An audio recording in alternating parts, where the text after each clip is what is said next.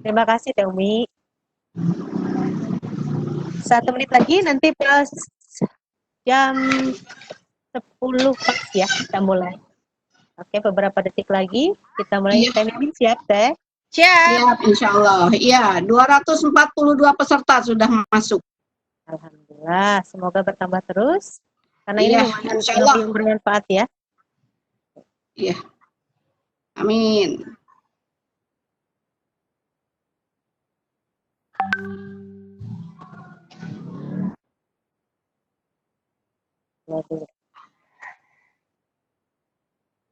Baiklah Bapak Ibu, kita mulai saja ya acara sesi ini. Jam sudah menunjukkan pukul 10. Mari kita mulai acara webinar untuk sesi ke-6 ini. Teh Umi sama Pak Andrian siap, Opa? Siap ya? Sudah, siap. Oke, moderator, Teh Mimin siap? Siap, insya Allah. Siap. Oke. Ibu narasumber, sudah siapkah? Ibu Sistiana. Ibu Sistiana, halo. Halo. Masih ada nggak di atas? Baru saya sudah keluar, sudah ada. Sudah ada? Oke. Bu Sistiana, bisa mendengar suara saya, Bu? Siap, insya Allah. Ibu Sistiana. Siap, alhamdulillah. Halo. Oke, Bapak Ibu. Penyelenggara kegiatan ini adalah Dinas Pendidikan Kabupaten Bandung Barat yang bekerja sama dengan Ikatan Guru Indonesia Kabupaten Bandung Barat dan Newsroom. Acara webinar sesi 6 ini akan dimulai pukul 10 sampai dengan 12 waktu Indonesia bagian Barat. Selanjutnya untuk memulai diskusi, saya serahkan kepada Ibu Mimin untuk pemulainya. Bu Mimin, disilakan. Terima kasih, Bu Dian. Assalamualaikum warahmatullahi wabarakatuh. Ya. Selamat pagi Bapak Ibu hebat di seluruh Indonesia. Alhamdulillah pada pagi hari ini kita bisa bertemu dalam webinar serius IGIK ya, Kabupaten Bandung Barat yang bekerja sama dengan IGIK Pusat. Iya, dan didukung oleh Dinas Pendidikan Bandung Barat. Iya, dan TPK Pendidikan Bandung Barat juga. Iya. Bapak Ibu, untuk menghemat waktu, materi sekarang yang akan disajikan seperti yang sudah tadi Bu Dian ini di awal, bahwa materinya adalah materi penilaian portofolio sebagai asesmen alternatif di masa pandemi. Iya, materi ini akan disajikan oleh Ibu Sistiana. Baik, Bu Dian, silakan dilaksanakan, Bu Dian. Ini beliau itu peserta terbaik pengalaman AIK dalam program pemahaman AIK bagi dosen. Dan yang terakhir, beliau mendapat penghargaan poster penelitian terbaik tingkat nasional pada seminar hasil hibah terapan yang dilaksanakan di tahun 2018 yang diselenggarakan oleh Kemenristek. Oke, untuk mempersingkat waktu kepada Ibu pemateri, Bu Sistiana Windiariani. Disilakan, Bu. Hatur nuhun, Bu. Bu Dian, Bu Min, hatur nuhun. Suara saya jelas nggak, Bu? Jelas? Jelas? Ya. Mungkin bisa di-share lagi, Bu, ya, materinya. Di-share dulu, Bu Dian. Di-share langsung, Bu. Ya, mangga. Oke, Share aja.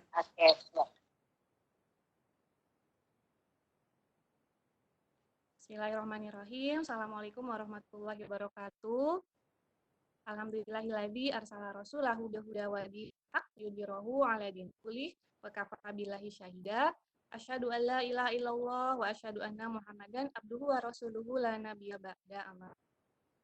Yang saya hormati Ketua dan Pengurus Ikatan Guru Indonesia Kabupaten Bandung Barat, yang juga saya hormati para peserta webinar series ya yang diadakan oleh IGI Kabupaten Bandung Barat. Alhamdulillah, puji dan syukur marilah kita panjatkan kehadirat Allah Subhanahu wa taala. Hari ini berkat rahmat, hidayah dan kasih sayangnya kepada kita bisa berinteraksi secara daring dalam kegiatan webinar series. Kalau tidak salah tadi sudah series ke-6. Salawat dan salam semoga selalu tercurah kepada junjungan kita Nabi Muhammad SAW. Sebelumnya saya ucapkan terima kasih yang sebesar-besarnya sudah memberikan kepercayaan kepada saya untuk sharing materi. Kita tandai bahwa ini adalah sharing materi. Dalam arti Bapak Ibu pasti sudah banyak tahu, banyak pengalaman, dan mungkin sudah ada yang lebih banyak pengalamannya dibandingkan saya. Karena kalau guru kan memang ada di lapangan ya, tentunya sudah tahu bagaimana kondisi siswa dan lain sebagainya. Kami di tingkat perguruan tinggi memang beberapa kali juga melakukan kegiatan di sekolah, tetapi saya yakin Bapak dan Ibu sebetulnya sudah lebih bisa untuk melaksanakan kegiatan asesmen khususnya yang akan kita bahas hari ini. Beberapa hari ke belakang, Pak Cece ya selaku Ketua IGI Kabupaten Bandung Barat menghubungi saya untuk untuk share materi tentang portofolio gitu ya. Jadi memang proses pembuatan PowerPoint juga sangat sangat pendek, sehingga mohon maaf kalau banyak kekurangan. Dan tadi kita melakukan asesmen itu, saya rasa Bapak Ibu sudah paham. Sekarang sudah jelas belum? Ada yang bilang belum jelas? Bapak dan Ibu sudah banyak, ya alhamdulillah, Bapak Ibu sudah banyak berinteraksi, sudah banyak melakukan kegiatan asesmennya. Kita sama-sama sharing lah. Mungkin saja ada beberapa yang belum saya juga ketahui dari Bapak dan Ibu. Mudah-mudahan kita bisa gunakan sesi diskusi nanti untuk sharing pengalaman Bapak dan Ibu. Alhamdulillah ya, untuk bisa di next Bu untuk slide-nya.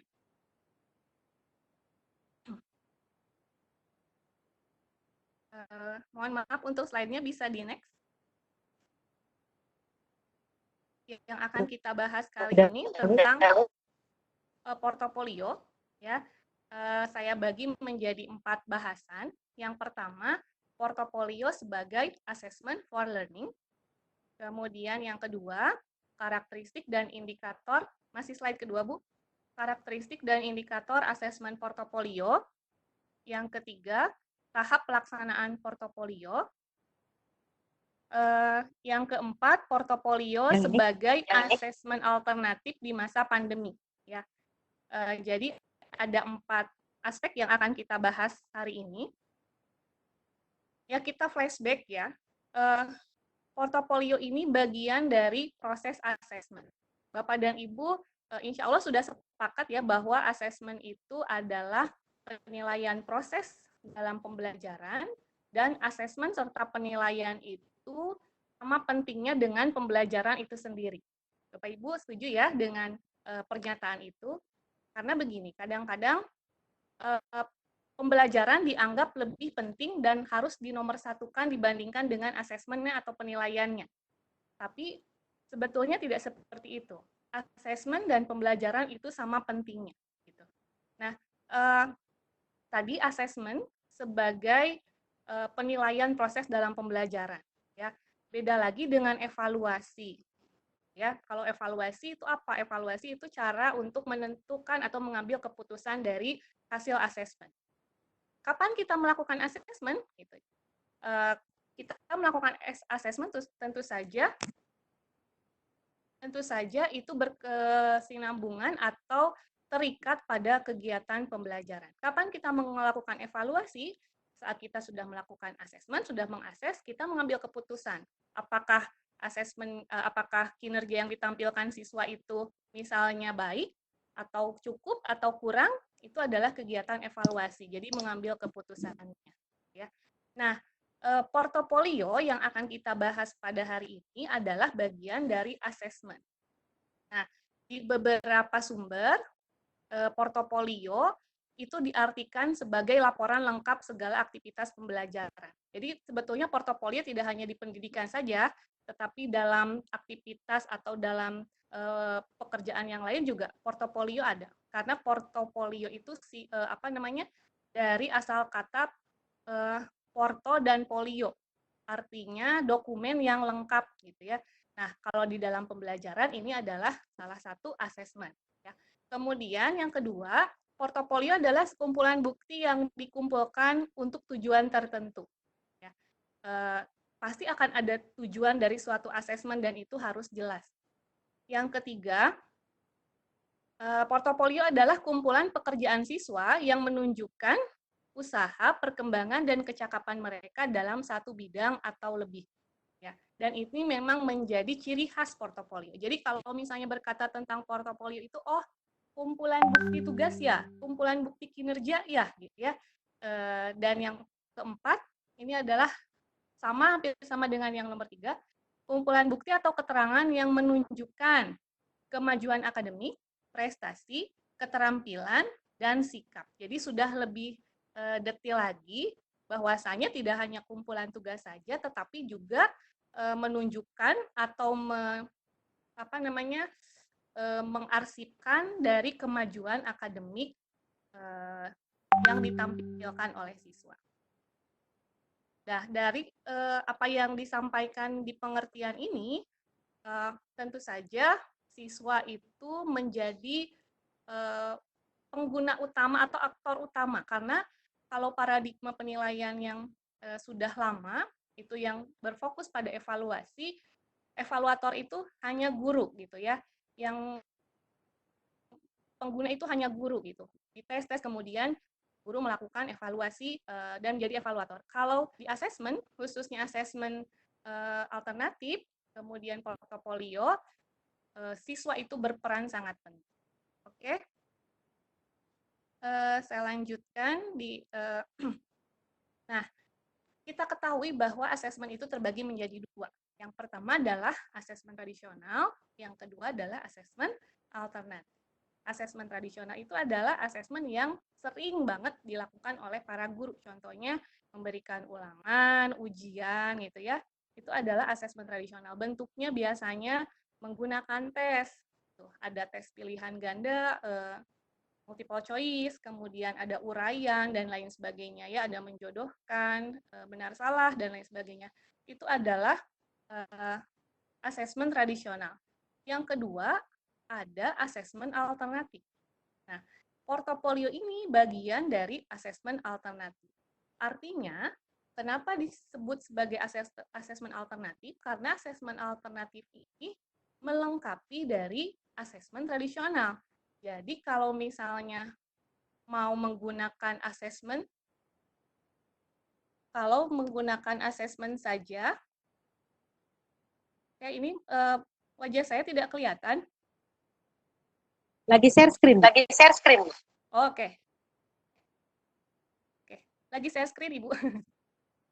Jadi kalau misalnya asesmen alternatif itu melengkapi dari asesmen tradisional. Jadi kalau misalnya hanya asesmen tradisional saja, itu ya kurang pas ya, karena pada saat asesmen tradisional biasanya pada saat ujian itu kondisinya lebih menegangkan gitu bagi siswa. Nah, kalau misalnya hanya alternatif saja, misalnya hanya portofolio saja juga itu jadi keliru karena asesmen namanya juga asesmen alternatif itu melengkapi yang tradisional. Jadi bagaimana baiknya? Baiknya adalah keduanya itu digabungkan gitu ya dengan komposisi yang seimbang. Jadi asesmen portofolio itu adalah pelengkap dari asesmen tradisional. Yang kedua, tadi asesmen portofolio itu bagian dari penilaian otentik. Nah, yang ketiga, asesmen portofolio itu bagian dari asesmen for learning. Jadi, asesmen for learning di sini adalah asesmen sebagai proses belajar, ya. Karena ada selain for learning ada as learning, kemudian ada of learning. Nah, portofolio adalah bagian dari asesmen for learning. Nah, selain portofolio, asesmen alternatif atau asesmen otentik yang lainnya itu misalnya penilaian kinerja, penilaian self assessment ya. Itu adalah jenis-jenis dari asesmen otentik atau penilaian otentik. Next, Bu.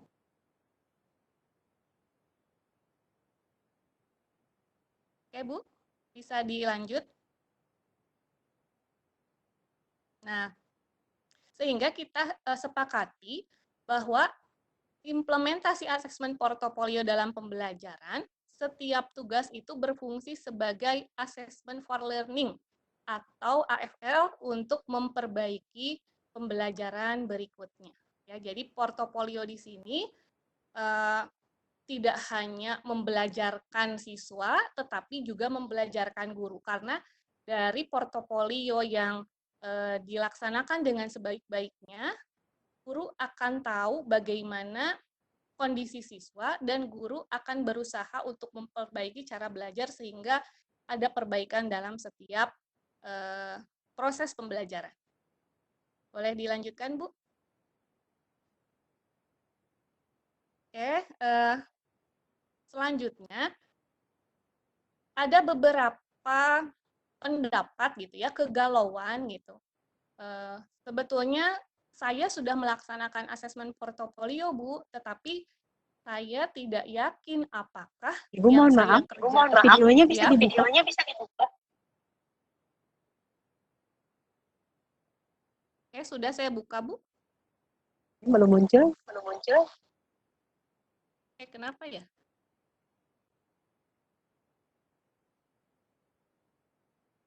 Sudah ada ya, Bu? Nah. Oke. Nah, jadi ada kegalauan gitu ya dari para guru yang seperti ini kurang lebih. Saya sudah melakukan portofolio, Bu, tetapi saya tidak yakin apakah pekerjaan saya ini betul atau malah keliru gitu. Nah, sebelum ke apa itu karakteristik portofolio, apa saja yang menjadi ciri khas portofolio, kalau saya berpendapat seperti ini. Manakala kita melakukan sesuatu yang kita anggap baik untuk siswa kita, kemudian untuk perbaikan pembelajaran, jangan merasa takut salah untuk melangkah. Gitu.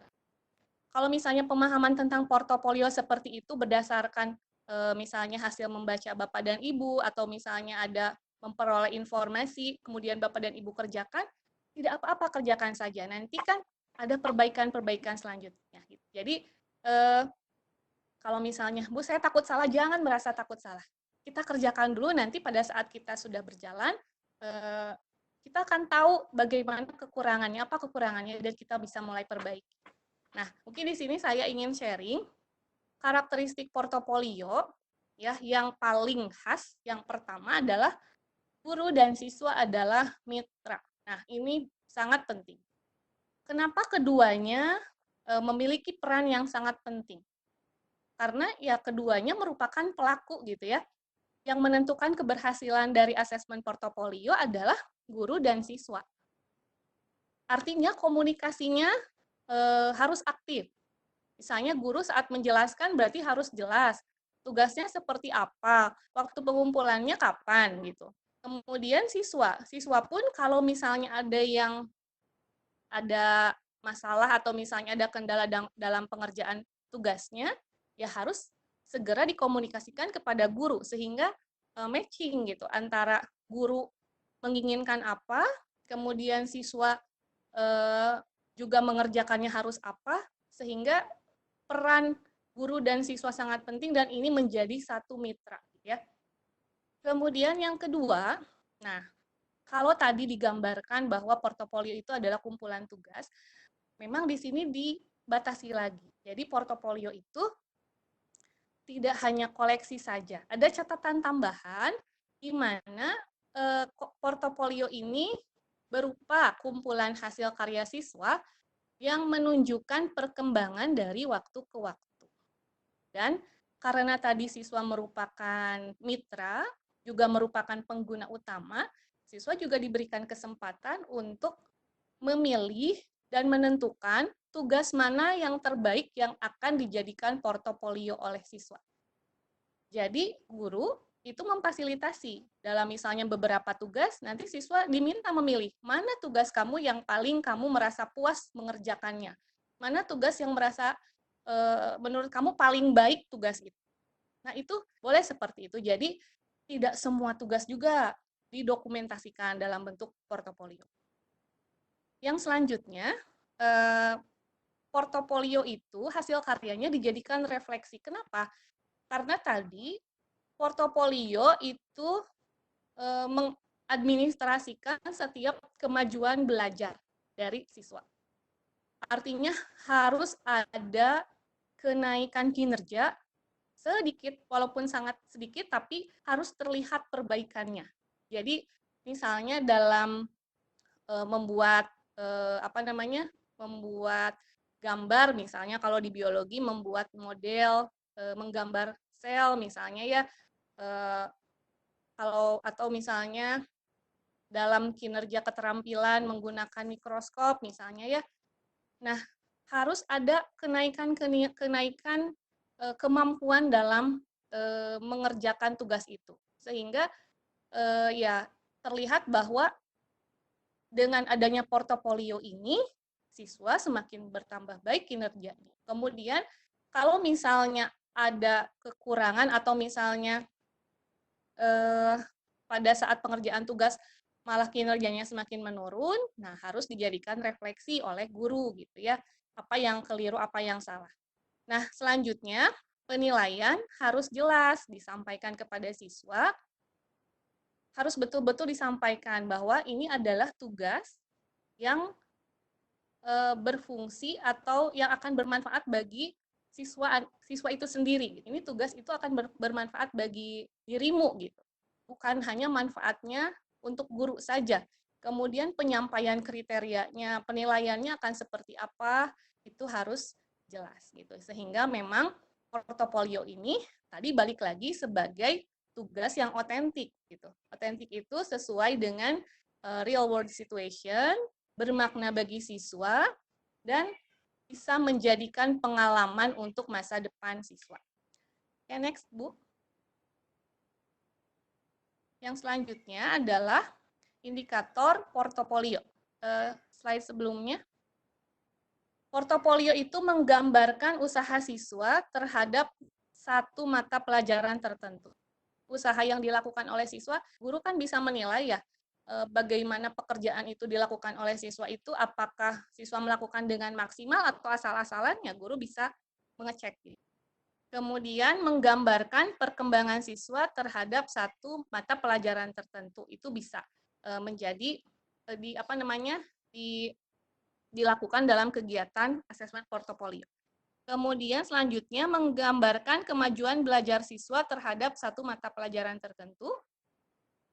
Kemudian yang selanjutnya menggambarkan sikap siswa terhadap satu mata pelajaran tertentu. Jadi tidak hanya kognitif, tetapi bisa juga untuk penilaian afektif. Ya. Oke, next. Nah, Sudah. Ya. Nah, ini mungkin yang juga menjadi banyak pertanyaan. Pelaksanaan portofolionya itu seperti apa gitu ya. Ini saya coba buat yang saya urutkan step-stepnya, ada 3 tahap ya. Yang pertama tahap persiapan, yang kedua tahap pelaksanaan, dan yang ketiga tahap penilaian. Nah, yang itu mohon maaf salah ya, harusnya tahap penilaian itu tahap yang ketiga. Apa yang dilakukan pada saat persiapan? Nah, Bapak Ibu kan di awal materi pelajaran sudah menyusun RPP ya, tentunya sudah ada indikator yang sudah diturunkan dari hasil analisis KI dan KD. Nah, itu bisa menjadi tujuan dari kegiatannya. Jadi jangan sampai aktivitas atau asesmen portofolio ini lepas dari RPP yang sudah Bapak Ibu punya atau sudah Bapak Ibu susun gitu. Dan memang seharusnya di RPP tersebut juga sudah tercantum bahwa asesmen yang digunakan adalah asesmen portofolio. Nah, di tahap persiapan yang kedua, guru mengkomunikasikan tugasnya gitu. Jadi komunikasi ini harus jelas sehingga tidak ada pengulangan pertanyaan dari siswa. Kita harus menyampaikan pekerjaan apa yang harus dikumpulkan. Misalnya dalam satu semester, apa saja yang akan dilaksanakan dalam satu semester itu, waktunya kapan, kemudian tugasnya bentuknya apa saja, dan kemudian tadi ini tugas akan dijadikan portofolio, karya terbaikmu. Jadi kalau di awal sudah disampaikan, kita akan buat proyek, membuat portofolio, dan menampilkan karya terbaik kalian, gitu ya. Kemudian nanti karya ini juga, karena portofolio ini juga bisa disampaikan hasilnya kepada orang tua, itu juga disampaikan di awal kepada siswa, sehingga siswa juga siap-siap untuk mengerjakan, untuk menampilkan karya terbaiknya. Kemudian guru dan siswa itu menyepakati ya tadi waktunya seperti yang telah saya sampaikan, kapan kira-kira pengumpulan tugasnya gitu. Kalau misalnya yang sudah kita tahu misalnya menggunakan folder atau map gitu ya.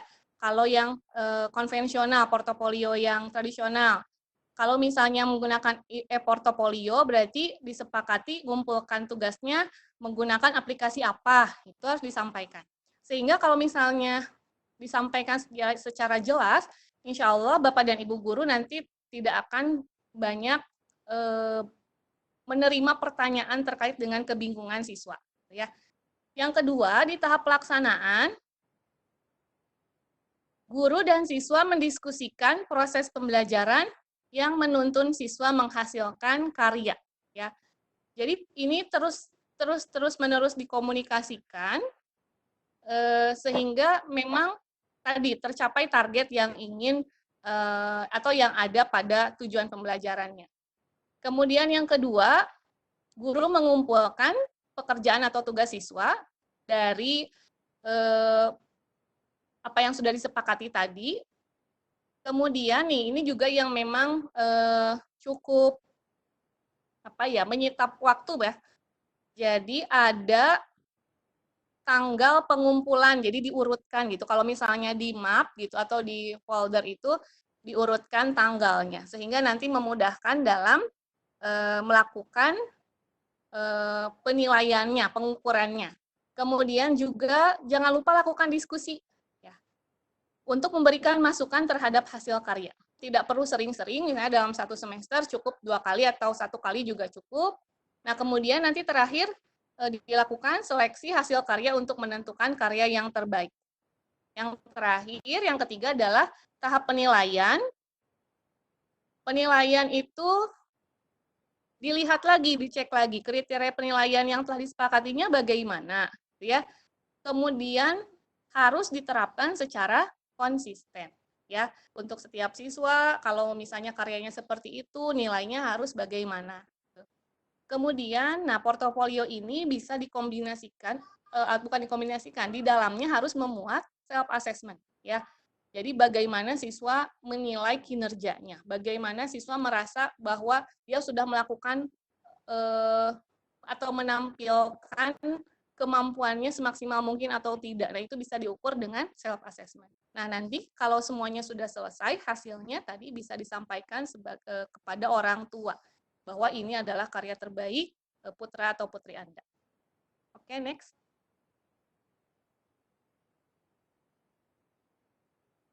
Nah, Bapak dan Ibu, nah untuk perkembangan teknik portofolio ya, awal pertama kali portofolio itu ada, itu secara tradisional ya menggunakan pengumpulannya menggunakan kertas, ditulis tangan, menggunakan kertas, tadi dikumpulkan di map atau di folder gitu.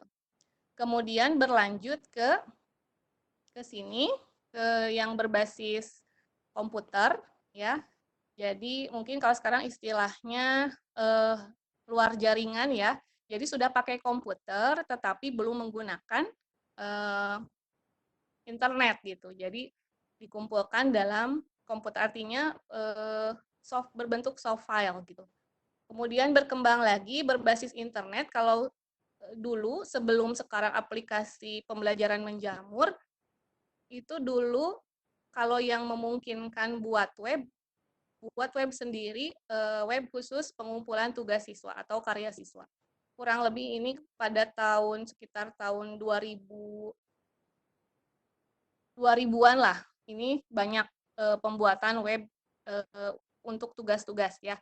Nah, yang sekarang di zaman sekarang gitu yang sekarang kita hadapi berbasis internet dengan menggunakan aplikasi. Di satu sisi ya kita banyak dimudahkan karena aplikasi-aplikasi untuk tugas atau portofolio itu sudah banyak sekali di Play Store, dapat kita download dan dapat kita gunakan. Ya, kita dapat memilih yang sesuai dengan kebutuhan. Ibu moderator, saya masih berapa lama lagi ya? Sekitar 30 menit lagi. 30 menit lagi. Oke, masih leluasa ya. Nah, selanjutnya bisa dilanjut slide-nya.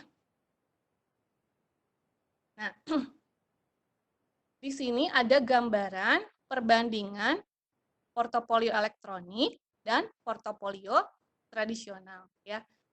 Nah, kalau misalnya siswa di kelas kita banyak, tugasnya juga banyak, artinya kita akan menggunakan banyak kertas gitu ya. Sementara kan sekarang dikampanyekan pengurangan penggunaan kertas dan tempat menyimpan juga gitu. Misalnya di tugasnya sangat banyak, kemudian penyimpanan kan terbatas gitu. Walaupun pada akhirnya tugas itu kan akan dikembalikan lagi kepada siswa gitu, tidak disimpan, dikoleksi oleh guru ya. Kalau sudah dinilai untuk apa gitu harus dikembalikan lagi kepada siswa tugas-tugasnya. Kemudian untuk portofolio tradisional ini perlu banyak waktu untuk memberikan feedback. Jadi kan tugasnya satu-satu diperiksa, dinilai, diberikan komentar gitu ya. Apakah sudah baik atau ada yang kurang gitu. Itu jelas perlu banyak waktu di tengah kesibukan Bapak dan Ibu, ya lumayan menyita banyak waktu gitu. Makanya mungkin pada saat awal itu panitia meminta saya menyampaikan materi Bu yang praktis untuk portofolio seperti apa gitu. Karena mungkin terbayangnya portofolio itu ya ribet, waktunya harus banyak, dan lain sebagainya gitu ya. Kemudian pada saat tidak tertib artinya misalnya tidak langsung diurutkan gitu ya, mungkin ada yang tercecer gitu.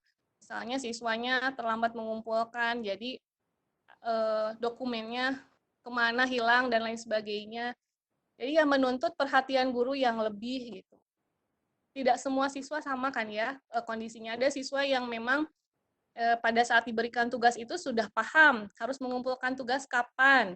Tapi kan tidak semua seperti itu. Ada yang harus selalu diingatkan gitu. Dan itu melatih kesabaran guru luar biasa ya. Jadi guru dituntut kesabarannya. Walaupun ini bukan hal yang negatif ya. Karena kita belajar juga bersabar dari dari siswa yang memang harus terus diingatkan gitu dan lain sebagainya.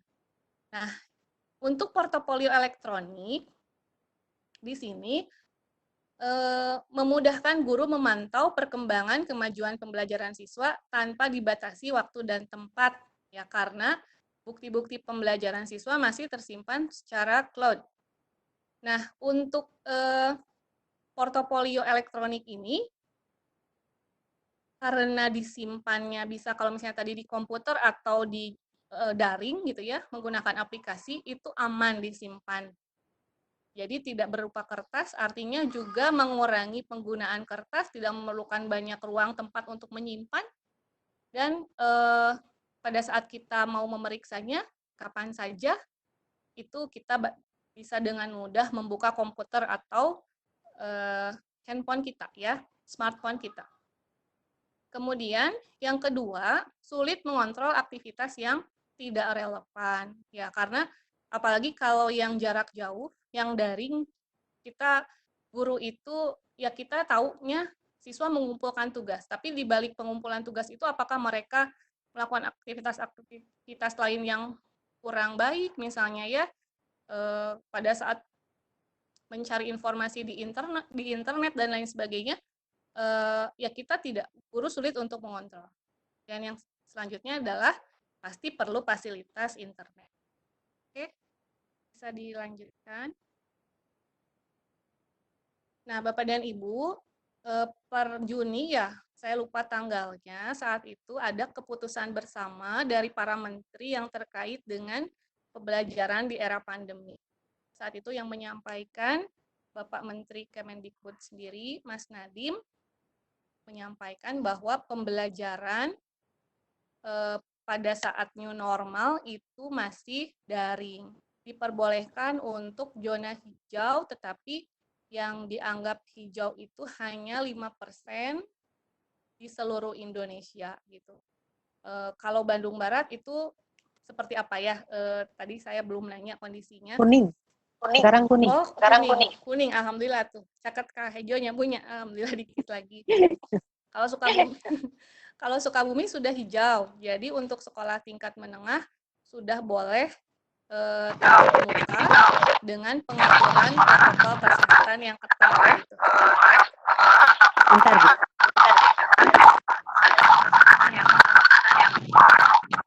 Teh Mimin, punten di Ya. Silakan. Nah, bagaimana cara mempersiapkannya? Ini sebetulnya mungkin sudah banyak dikupas pada webinar-webinar sebelumnya. Ya, artinya kan ada dilema pembelajaran perubahan dari tradisional menjadi digital. Kemudian sekarang banyak menggunakan elektronik, e-learning, PJJ atau daring gitu ya.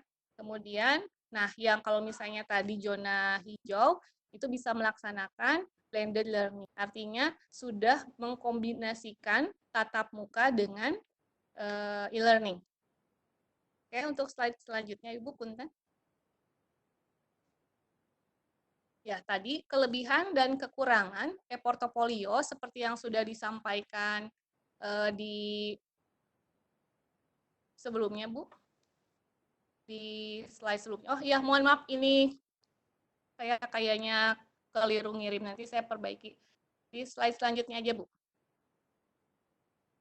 Nah, kelebihannya portofolio itu bisa meminimalisir penggunaan lahan untuk penyimpanan dokumen, tadi sudah disampaikan. Kemudian bisa meningkatkan kemampuan belajar mandiri, sehingga kualitas pendidikan tidak hanya bergantung pada pihak pengajar. Kemudian tentu saja lebih mudah mengarsipkan gitu ya, tidak akan tercecer insya Allah. Kemudian meminimalisasi waktu penilaian dan kapan saja dan di mana saja itu bisa dilakukan. Kemudian, nah yang selanjutnya bisa meningkatkan kemampuan siswa dan guru terhadap pemanfaatan teknologi informasi dan telekomunikasi. Ya, kalau guru, kalau siswa karena ya generasi milenial ya sudah tidak akan kesulitan gitu ya untuk bisa beradaptasi terhadap aplikasi-aplikasi yang ada gitu ya. Untuk guru artinya ya jangan mau kalah, harus lebih lebih giat lagi untuk mempelajari teknologi sebagai pemanfaatan untuk asesmen. Nah, tadi kekurangannya ya sulit mengontrol kegiatan siswa dan ya siswa cenderung kurang fokus kalau misalnya menggunakan elektronik itu. Kemudian penggunaan biaya yang juga banyak dijadikan keluhan itu harus beli kuota gitu ya. Itu kan menjadi satu kekurangan. Kemudian, nah menurut beberapa ahli, kalau kapasitas penggunaan elektronik pembelajaran jarak jauh dan ya daring ini terus-menerus dilakukan pada kapasitas tertentu ya katanya bisa menyebabkan menurunnya kemampuan sosial karena interaksinya tidak langsung tatap muka gitu ya, tetapi melalui internet. Nah, di sini Bapak dan Ibu, ini ada alternatif, ini hanya alternatif, masih slide yang barusan Ibu, ragam aplikasi online alternatif yang dapat digunakan untuk asesmen portofolio. Jadi ini yang sudah digunakan oleh saya dan teman-teman di program studi pendidikan biologi FKIP UNI. Yang pertama adalah pakai Instagram. Jadi ini kalau misalnya mana yang paling praktis atau yang paling nyaman dipakai gitu. Kita bisa sama-sama menganalisis dan nanti pilihannya terserah pada Bapak dan Ibu. Atau kalau misalnya menggunakan aplikasi yang lain pun sebetulnya tidak masalah. Jadi ini bukan keharusan ya. Ini adalah sharing tentang penggunaan aplikasi yang bisa digunakan untuk asesmen e-portofolio. Yang pertama adalah IG ya, itu udah jelas banget dari logonya dan ini memang menampilkan aspek populer. Jadi kalau pakai IG itu kan bisa menampilkan aspek eksis ya sangat kuat gitu ya di IG itu. Kemudian ya tentu saja menarik, dapat menampilkan kreativitas semenarik mungkin, artinya untuk menggugah siswa untuk bisa mengerjakan tugas portofolionya dengan motivasi yang penuh, ini bisa dimanfaatkan Instagram ini. Juga karena ada apa namanya, bisa dilihat oleh temannya yang lain, walaupun ya disampaikan jangan niatnya karena ria gitu ya, tetapi itu bisa menjadi motivasi bahwa nanti tugas saya akan diupload di IG, akan diberikan komentar oleh guru. Itu akan menjadi satu motivasi, berarti saya harus mengerjakan yang terbaik gitu ya. Kemudian, nah fitur lengkap IG itu komunikasi dua arah, bisa melalui grup obrolan ya, bisa juga menampilkan seperti contoh di situ ada di nomor 1 itu kan ada tentang pretest ya, itu di situ ada tugas dan itu guru menuliskannya di statusnya. Jadi ini adalah IG khusus yang dibuat untuk menampung atau mendokumentasikan hasil karya siswa. Ya, ini yang buat adalah mahasiswa di prodi kami. Nah, di situ terlihat ada tugas-tugas, kemudian ada juga komentar dari guru dan komentarnya itu di situ disampaikan mana jawaban yang sudah betul, mana jawaban yang belum, dan apa yang harus dilengkapi. Terus di yang paling bawah itu ada status, dibikin status. Ada tulisan seperti ini. Ini dia laporan terbaik di laporan 1, katanya. Silahkan diklik dan apa itu ya? Diperbaiki. Pokoknya ada kata-kata semangat gitu ya. Wah, ini luar biasa, akan menggugah siswa untuk, wah berarti kalau saya mengerjakan terbaik ini akan dibuat status yang memang agak-agak sedikit narsis gitu ya, tetapi kan tidak apa-apa, untuk memotivasi untuk kebaikan tidak apa-apa. Nah kekurangannya, ya semuanya pasti ada kelebihan, ada kekurangan ya. Kalau IG ini, ya tidak bisa menyimpan dokumen, jadi kalau yang ditampilkan itu kan tugasnya siswa menulis sendiri, tapi ada kelebihannya kayak kalau menulis sendiri itu tidak mungkin nanti copy paste gitu ya. Dia akan menulis sendiri pakai tulisan sendiri. Jadi tugas yang bisa dikumpulkan itu bentuknya foto gitu ya.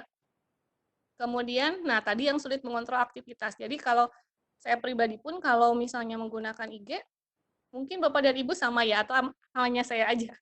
Jadi tertarik stalking akun siapa gitu ya, atau malah jadi belanja online gitu karena ada yang bagus-bagus. Nah itulah jadi salah satu kelemahan gitu ya. Oke, Ibu bisa diteruskan. Yang selanjutnya, nah ini menggunakan Google Classroom ya. Mungkin Bapak Ibu juga ada yang sudah terbiasa ya menggunakan Google Classroom, tapi memang kelebihannya Google Classroom ini dalam waktu yang singkat, pembuatnya itu senantiasa mengupgrade isi dari Google Classroom. Jadi mungkin beberapa minggu kemarin belum ada fitur ini, sekarang sudah bertambah gitu. Jadi itu yang menarik dari Google Classroom ya. Nah kalau Google Classroom, otomatis siswa itu fokus ke kegiatan pembelajarannya atau ke portofolionya, karena nggak kayak IG bisa mampir sana-sini gitu. Kalau Google Classroom ya dia fokus ke situ. Jadi fokus ke pembelajaran dan tampilannya cukup menarik. Nah kalau di situ yang dicontohkan itu adalah mata kuliah yang saya ajar. di biokimia itu gambarnya bisa diganti pakai foto kita atau pakai foto bareng-bareng dengan siswa gitu ya, bisa ditampilkan semenarik mungkin. Kemudian, nah apa yang bisa diunggah di Google Classroom ini bisa dokumen, Word, PDF, kemudian dapat juga komunikasi dua arah ya. Kemudian, nah yang juga menarik di Google Classroom itu data tersimpan rapi di Google Drive dan berurutan. Jadi per folder kelas nanti akan tampil sudah tidak harus diurutkan oleh guru, tapi sudah diurutkan gitu ya, baik gitu ya si Google Drive. Jadi berbasis cloud. Kemudian, nah ini dapat diakses kapan saja, seperti halnya aplikasi internet yang lainnya. Nilai tersimpan juga. Nah di sini di yang sebelahnya itu adalah kumpulan dari nilai mahasiswa. Itu nilai tertingginya itu 95, sebelahnya itu adalah nilai gitu. Jadi kalau kita belum sempat menginputkan itu akan tersimpan terus gitu. Jadi nanti kita bisa sesekali membuka lagi. Kemudian ada notifikasi pengingat waktu. Jadi kalau telat itu ada keterangan terlambat diserahkan gitu ya. Cuma memang kelemahannya tidak bisa menyimpan video. Ya mungkin saja nanti bisa ditambah lagi fiturnya oleh Google sehingga bisa menyimpan video. Kalau menurut saya Google Classroom ini dianggap mewakili aplikasi yang lengkap dan praktis gitu ya. Oke, next Bu. Yang selanjutnya adalah WhatsApp. Nah, ini kan kalau WhatsApp itu sudah sangat familiar ya. Tidak perlu kuota yang besar juga. Dokumen yang dikumpulkan beragam, bisa melampirkan Word, PDF, bisa melampirkan foto, video, dan rekaman, bisa komunikasi dua arah. Jadi feedback itu berjalan gitu. Jadi guru bisa memberikan masukan-masukan terhadap tugas, dan ini bisa dilakukan secara pribadi ataupun grup. Gitu. Yang saya tampilkan ini ada juga contoh mata kuliah yang saya ajarkan. Itu yang pribadi itu mahasiswa mengumpulkan video yang dia unggah di YouTube tentang praktikum pembentukan emosi lemak. Jadi kan karena kami pun praktikum tidak bisa di kampus, sehingga dilakukan praktikum online, siswa di rumah yang alat bahannya didesain yang mudah ditemukan di rumah gitu ya. Kalau emosi itu gampang banget gitu nyari bahannya, kemudian mahasiswa itu melaksanakan praktikum di rumah dengan ketentuan praktikum yang seperti pakai JASLab itu tetap harus dilakukan. Kemudian kalau ada penetesan, pengukuran juga tetap kita bisa lihat. Di mana kita lihat ya di video yang mereka unggah di YouTube. Nah, kalau sekarang kan anak-anak itu mahasiswa itu kan seneng banget ya gitu ngupload video gitu ya, atau ya daripada ngupload yang nggak jelas gitu ya, atau joget-joget atau apa, kan mending mengupload kegiatan praktikum dan bermanfaat untuk dirinya, bermanfaat untuk yang lain yang menonton, untuk kita juga guru, kita bisa melihat karya siswa gitu ya. Kemudian, nah kalau misalnya di grup, ini bisa dengan pembelajarannya. Jadi tugas-tugas bisa dikirimkan di grup. Saya pernah contohkan, saya pernah lakukan dalam salah satu mata kuliah, karena di pembelajaran online ini ya pasti ada kejenuhan gitu ya. Jadi saya pernah memberikan tugasnya itu Anda tidak perlu mengerjakan apapun, tetapi Anda bantu orang tua Anda. Makanya di situ ada tugasnya anaknya, mahasiswanya lagi nyapu, lagi nyuci gitu. Jadi karena kan mata kuliah itu adalah mata kuliah evaluasi, tidak ada pekerjaan yang sifatnya mengerjakan secara tulis, tetapi mereka aktivitas di rumah bantu orang tua,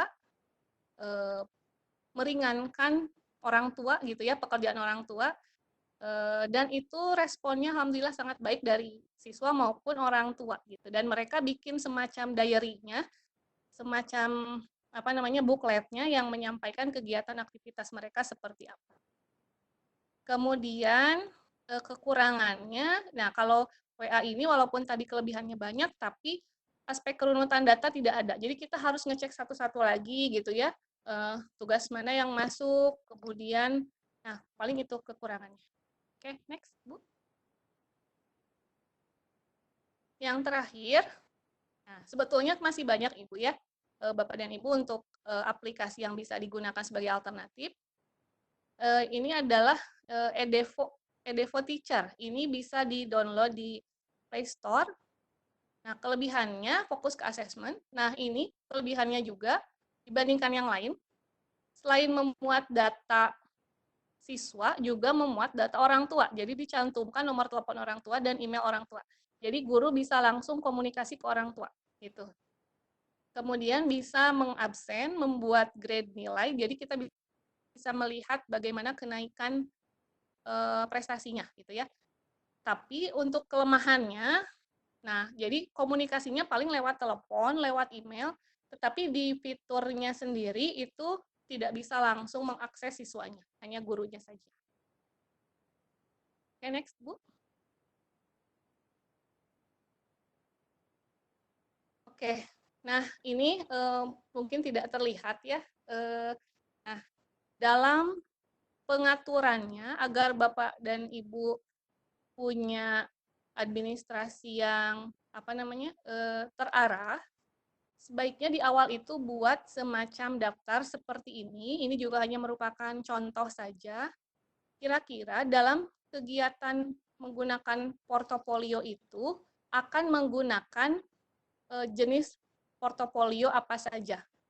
Nah, ini saya contohkan yang tadi di Instagram tadi, di komponen pertamanya itu ada petunjuk penggunaannya.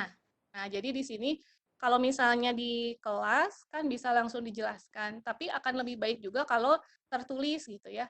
Contoh deskripsinya berisi petunjuk penggunaan asesmen elektronik portofolio melalui Instagram yang dapat dilihat melalui feed Instagram yang telah disediakan guru ya. Jadi cara bergabung, kemudian cara mengirimkan tugas, cara mengerjakan pretest post-test itu sudah jelas gitu ya.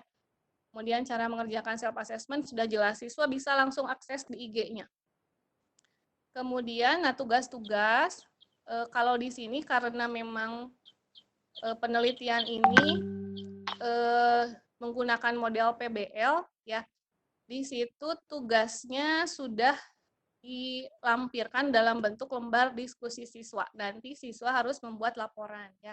Yang tadi ditulis tangan itu adalah laporan dari LKS yang sudah disusun oleh guru. Kemudian yang ketiga jangan lupa buat rubriknya ya.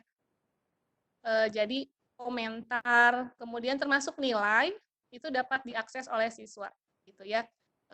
Untuk rubrik asesmen elektronik portofolio. Kemudian tadi yang saya sampaikan self assessment ini berisi pernyataan positif negatif, boleh pakai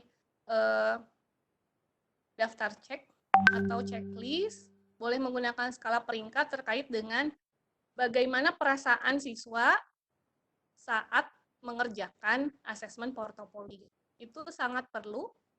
Jadi kita buat semacam daftar apakah intinya apakah mereka suka dengan asesmen kegiatan ini, dengan asesmen portofolio. Apakah mereka tertarik, apakah mereka kesulitan. Boleh seperti itu, atau boleh juga berupa deskripsi saja. Misalnya coba ceritakan apa kendala kamu saat menggunakan atau saat diberikan tugas e-portofolio ini. Itu sangat fleksibel.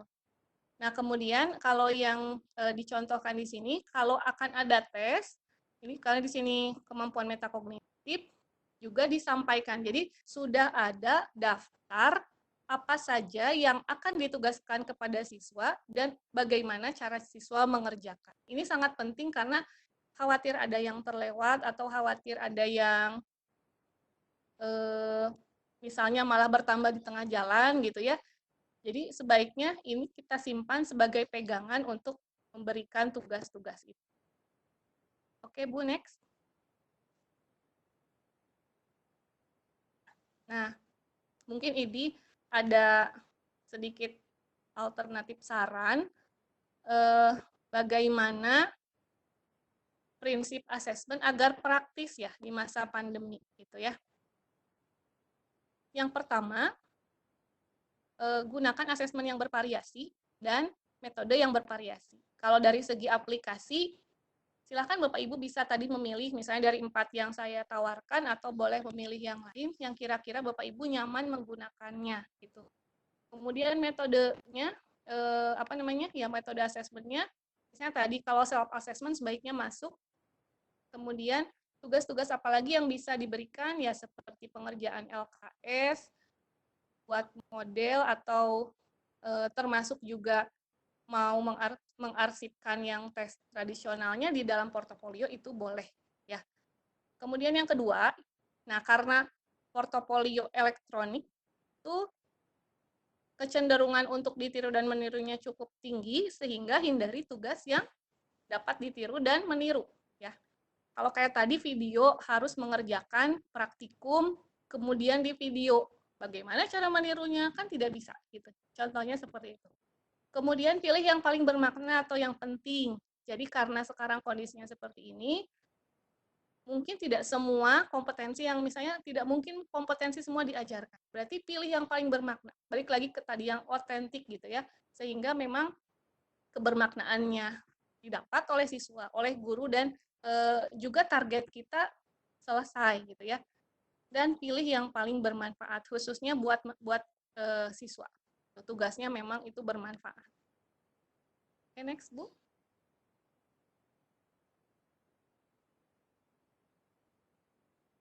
Oh, kalau ini karena kecil-kecil, ini adalah contoh self-assessment, tapi tadi sudah dijelaskan. Intinya, self-assessment itu bertanya tentang bagaimana perasaan dia saat mengerjakan tugas, bagaimana perasaan siswa saat mengerjakan tugas, bagaimana ketertarikan siswa saat mengerjakan tugas, apa manfaat yang dirasakan, apa kendala yang dirasakan, merasa puas atau tidak. Nah, nanti itu nyambungnya ke kemampuan metakognitif. Dan itu harus dilatihkan sehingga siswa itu tahu dan dia bisa mengukur diri, saya itu nggak puas sebetulnya dengan karya ini, sehingga saya ingin memperbaiki kinerja saya di tugas selanjutnya. Nah, itu perlu untuk ditanyakan langsung kepada siswa, dan itu mungkin sering terlupakan. Gitu. Kalau ini hanya contoh saja, ini memang contoh self-assessment yang ideal ya, karena terkait dengan metakognitif. Nah, ini satu lagi, mohon maaf, tidak bermaksud menggurui. Dalam upaya perbaikan kualitas yang berkelanjutan, kondisikan asesmen semudah, senyaman, dan semenarik mungkin. Hapus persepsi bahwa asesmen adalah beban bagi guru dan siswa. Jadi kita kondisikan asesmen itu adalah tugas guru untuk meningkatkan kemampuan siswa, untuk meningkatkan kapasitas kita juga sebagai pendidik, untuk memperbaiki proses pembelajaran, tidak dibuat semacam beban, oleh siswa misalnya menerima tugas, aduh tugasnya banyak dan berat gitu. Jadi kita kondisikan tugasnya itu memang siswa itu perlu untuk mendapatkan tugas itu. Karena balik lagi kepada apa yang karena saya Muslim ya, Allah perintahkan kepada orang-orang orang-orang yang beriman, orang Muslim, untuk senantiasa memperhatikan apa yang telah diperbuatnya untuk bekal nanti di hari akhirat. Jadi dalam rangka kita assessment for learning, memperbaiki kinerja kita, memperbaiki juga kinerja siswa, itu perbaikan yang terus-menerus tanpa henti sehingga ya sedikit-sedikit semuanya berprogres untuk menjadi manusia yang lebih baik. Itu saja mungkin Bapak Ibu yang ingin saya sampaikan. Sebetulnya masih sangat banyak, tapi karena waktu jugalah yang membatasi materi ini. Mohon maaf kalau banyak kekurangan, itu sekedar sharing saja. Mohon maaf kalau ada kesalahan. Nasrullah wa fatun qarib. Assalamualaikum warahmatullahi wabarakatuh. Waalaikumsalam. Terima kasih Bu Sis. Terima kasih Bu Sis. Ada beberapa yang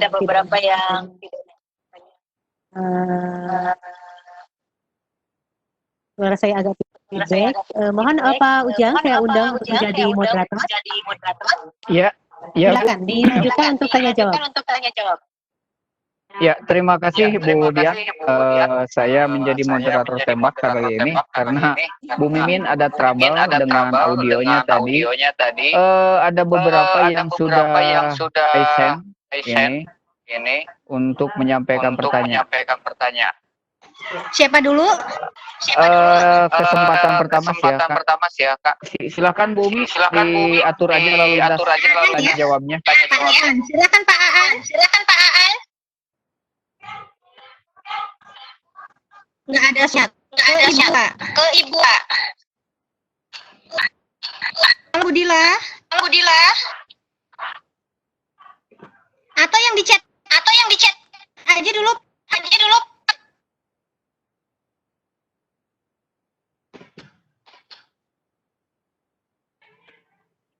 Halo Pak Ujang. Iya, halo. Yang di chat aja dulu. Ini belum siap. Di chat masih belum muncul pertanyaan ini. Oh gitu. Sebentar. Soalnya saya loading ini. Oh iya.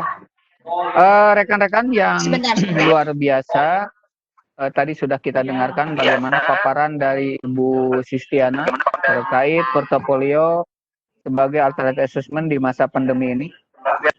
Bahkan memang dari penjelasan tadi ini juga bisa dilaksanakan sebagai bagian dari kegiatan pembelajaran yang kita laksanakan.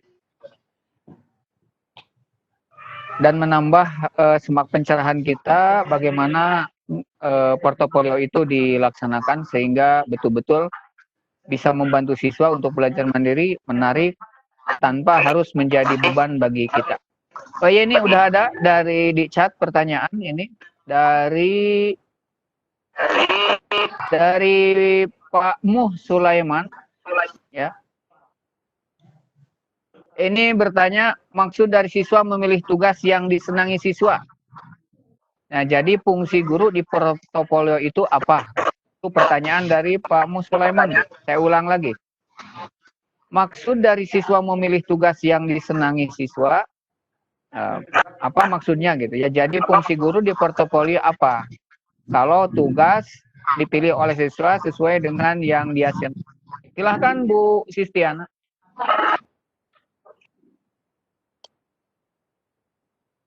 Baik, Pak Muhammad Sulaiman, tadi pertanyaan, maksud siswa memilih tugas yang disenangi. Mungkin bukan memilih tugas yang disenangi, saya luruskan. Ini suaranya feedback. Iya. Teh Umi. Sebentar. Dimatiin sendiri dulu aja ya. Sebentar. Sudah ya? Tadi dijelaskan di awal persiapan atau perencanaan itu ada kesepakatan guru dan siswa. Jadi tentu saja peran guru memiliki peran yang sangat penting ya Pak Muhammad Sulaiman. Jadi kan guru menentukan tugas apa yang akan dikerjakan oleh siswa. Nah, pada saat pengumpulan atau pada saat pengarsipan gitu, itu siswa diberi keleluasaan untuk menentukan tugas mana yang akan diarsipkan di portofolionya. Karena siswa kan tadi juga terkait dengan siswa sebagai pengguna asesmen utama, siswa juga diberi keleluasaan kira-kira tugasnya yang terbaik yang mana. Apalagi kalau misalnya dari tugas itu ada perbaikan-perbaikan lagi, sehingga siswa mungkin akan siswa akan memilih kinerja yang terbaik yang ingin dia kumpulkan, begitu Pak. Jadi saya luruskan, jadi fungsi guru itu bukan seperti itu. Guru tetap menjadi tetap yang mengatur secara keseluruhan, guru juga yang menentukan tugas, tapi dari tugas itu kan bisa jadi tidak semua siswa merasa puas dengan hasil karyanya. Jadi nanti siswa bisa memilih yang terbaik untuk didokumentasikan dalam portofolionya. Gitu. Jadi ada komunikasi dulu, tapi sebelumnya di awal antara guru dan siswa, guru harus dengan sangat jelas menjelaskan apa saja yang ingin dinilai, dan tadi siswa juga bisa memilih keleluasaan. Tapi kalaupun misalnya guru merasa semua tugasnya harus masuk, juga tidak masalah. Ada aspek fleksibel di portofolio ini. Jadi Bapak dan Ibu bisa, terutama tadi yang bertanya Pak Muhammad Sulaiman, bisa menentukan secara disepakati dengan siswa juga, apakah tugasnya masuk semua atau tadi bisa dipilih tugas yang paling bermakna atau memiliki nilai paling baik yang dipilih oleh siswa. Ini tuh mudah-mudahan tidak puas, nanti bisa bisa berlanjut menjadi bahan pemikiran juga gitu ya buat penanya. Ya, terima kasih Bu. Ya, terima kasih Bu. Pak Mo Sulaiman sudah tadi teruskan jelaskan oleh Bu Sistiana dimaksud dengan tugas yang disensi itu maksudnya adalah pengumpulan portofolio itu siswa bisa mengumpulkan sesuai dengan yang dianggap terbaik dari itu. Dari Pak Agus Syarif Hidayat. Bagaimana Assalamualaikum. Ya. Bagaimana membuktikan keotentikan tugas siswa yang berupa tulisan?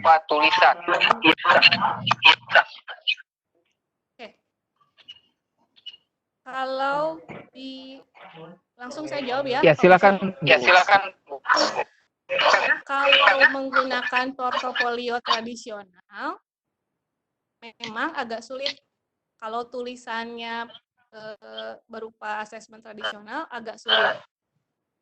Tetapi kalau di portofolio elektronik itu malah lebih mudah mengecek apakah pekerjaannya itu merupakan idenya sendiri, tidak mengambil dari sumber yang lain. Itu bisa dengan cek plagiasi. Boleh dilakukan oleh siswanya, boleh dilakukan oleh gurunya.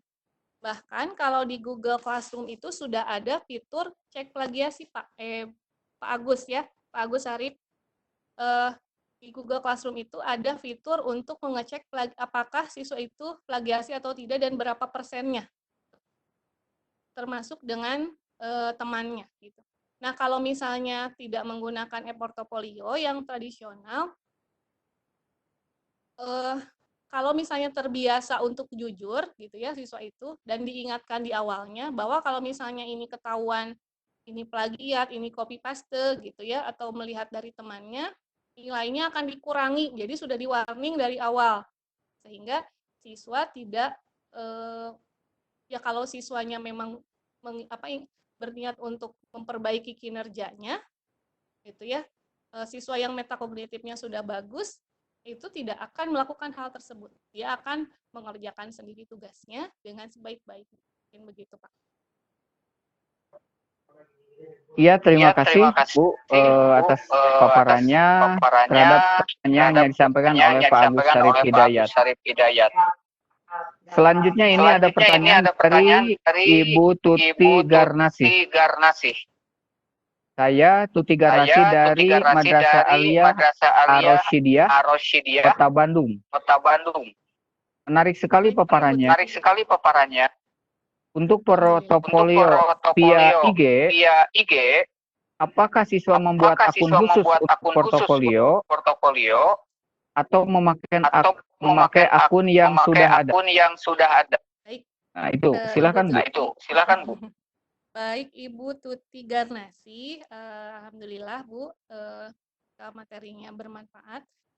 Untuk IG yang membuat akunnya adalah guru. Nah, nama akunnya nanti bisa bebas, misalnya langsung portofolio biologi kelas berapa misalnya. nanti guru membuat akun. Kalau siswa kan memang sebagian besar sudah punya ya akun ya. Untuk mereka bisa masuk ke IG, tentunya siswa juga harus punya akun. Nah, nanti guru sebaiknya tidak di akun IG pribadi, tapi membuat akun IG khusus untuk tugas portofolio. Nah, nanti siswa diminta untuk mengikuti akun IG tersebut. Kemudian pada saat pastinya kalau misalnya aktif di medsos, kalau misalnya ada tugas, itu nanti siswa akan tahu gitu, kapan guru memposting, kapan guru menjelaskan. Kalau yang tadi saya contohkan, di awal itu guru sudah menampilkan bagaimana kegiatan portofolio yang akan dilakukan. Bahkan sampai kalau ada siswa yang belum punya IG-nya, guru menjelaskan bagaimana cara bergabung dengan untuk mengakses IG tersebut. Tahap-tahapannya dijelaskan gitu. Tetapi saya rasa kalau siswa, apalagi siswa SMP, SMA itu kan sudah mahir ya untuk menggunakan IG. Nah, tinggal di akun IG yang khusus untuk portofolio itu kira-kira mau seperti apa yang ditugaskan. Misalnya tugasnya per minggu, nanti ada tugas. Kemudian nanti siswa kumpulkannya, kalau yang tadi dicontohkan itu, tugasnya ditulis tangan, difoto, dan diupload di akun IG portofolio tersebut. Kemudian nanti guru memberikan komentar, kurangnya apa, kemudian kalau sudah baik diberikan juga reward ya, berupa pujian gitu ya, sudah baik, nanti siswa bisa berkomentar lagi. Kurang lebih seperti itu. Dan beberapa guru juga bisa tadi menuliskan status gitu ya, terkait dengan ada pretest di status, nanti ditampilkan pretestnya seperti apa. Itu bisa dilakukan juga, bisa di waktu ya, dibatasi waktu sehingga pada saat walaupun secara online, kalau waktunya misalnya hanya 15 menit, tidak lebih dari itu, ya setidaknya mengurangi cheating gitu ya, mengurangi siswa untuk melihat jawaban dulu gitu. Dan itu sangat penting juga gitu. Kurang lebih seperti itu Bu Tuti, mudah-mudahan tidak puas dengan jawabannya sehingga Ibu bisa lebih mengeksplor lagi IG-nya kalau memang tertarik menggunakan IG Instagram sebagai aplikasi yang akan Ibu gunakan untuk assessment portfolio. Iya. Terima kasih Bu. Terima kasih Bu. Itu paparan atas pertanyaan dari Ibu Tuti. Selanjutnya dari Ibu Yeti Kurniati. Ibu Yayi Kurniati. Ya. Izin bertanya. Kebetulan saya guru BK. Bagaimana implementasi asesmen ini dalam kegiatan bimbing konseling? Terima kasih. Silakan Bu. Ya, silakan Bu. Sebetulnya prinsip portofolio itu sama saja untuk semua mata pelajaran gitu. Kalau tadi memang pendekatannya pelajaran biologi, tetapi itu semua bisa diterapkan dalam materi pelajaran yang lainnya, khususnya BK ya. Kondisi sekarang kan memang tidak bisa tatap muka, tetapi dengan memanfaatkan berbagai aplikasi sangat memungkinkan guru BK melakukan konseling terhadap siswa gitu ya. Caranya misalnya kalau pakai IG sangat memungkinkan seperti yang tadi saya sampaikan Bu Yai ya. Kemudian kalau menggunakan WA ini lebih fleksibel Ibu. Kan Ibu bisa dengan janjian melakukan video call kepada siswa untuk menanyakan di rumah bagaimana gitu. Mungkin bisa di-random siswanya yang memang ada catatan misalnya di Ibu ya, yang memang perlu perhatian khusus gitu ya, untuk bisa diberikan konselingnya. Nah, di WA ini sangat memungkinkan ya, memang artinya guru harus menyimpan nomor-nomor WA. Kalau memungkinkan diminta nomor orang tua gitu. Itu kalau menggunakan WhatsApp. Kalau menggunakan Google Classroom ya tadi juga kalau misalnya ada tagihan tugas yang harus dilampirkan di WA juga sebetulnya bisa. Tapi misalnya di Google Classroom itu lebih rapih ya, kelebihannya itu lebih rapi, terekap dengan rapi sehingga tidak usah mencari-cari lagi. Saya rasa begitu Bu Yai, artinya kalau penggunaan e-portofolio ini di BK sangat memungkinkan. Karena tidak hanya yang tadi disampaikan, bukan hanya di pembelajaran biologi saja. Kalau pembelajaran biologi kan penekanannya mungkin kalau kayak kegiatan praktikumnya gitu ya, tapi kalau BK ya malah lebih memungkinkan menggunakan elektronik portofolio ini. Ya, terima kasih. Itu Bu Yayi, paparan dari Bu Sistiana, bagaimana portofolio ini bisa dilaksanakan untuk bimbingan konseling. Dan terutama portofolio elektronik sangat memungkinkan untuk dilaksanakannya sistem portofolio untuk bimbingan konseling. Selanjutnya Bu, dari Bapak Ali Muhtaji. Maaf, izin bertanya. Dari perbandingan penggunaan e-portofolio dan portofolio tradisional, memang ada kelebihan dan kelemahannya. Untuk masa pandemi COVID-19 ini, portofolio lebih cocok. Tetapi kendalanya, pada siswa-siswa yang tidak punya HP, apa saran terbaik dari Ibu untuk masalah ini? Yaitu Bu, silahkan. Pak Ali, ya pertanyaan ini ya memang cukup sulit untuk dijawab. Berbasis secara daring, secara elektronik, pada saat pandemi ini belum ada, gitu ya. Kita kan juga sering mendengar bahwa pembelajaran daring, jarak jauh, kemudian ya menggunakan fasilitas internet ini adalah pembelajaran masa depan. Kita sudah sangat sering mendengar pernyataan itu dari para ahli pendidikan. Dengan adanya pandemi ini, setiap orang dari semua tingkatan pendidikan, mulai dari anak usia dini, SD, SMP, SMA, perguruan tinggi, itu seolah-olah tadinya yang pernyataan tadi itu seperti wacana, oh nanti kali kalau misalnya sudah tahun 2000 berapa, semuanya pembelajarannya akan secara daring. Kita kan pada saat itu tidak tahu, gitu. Kita tidak menyadari. Nah, diberikan pandemi ini sehingga para guru, para ahli pendidikan memikirkan cara bagaimana pembelajaran tetap dilaksanakan, tetap bermakna, tidak ada cara lain selain dengan pembelajaran jarak jauh menggunakan daring. Nah, jadi kita seolah-olah dipaksa, Pak.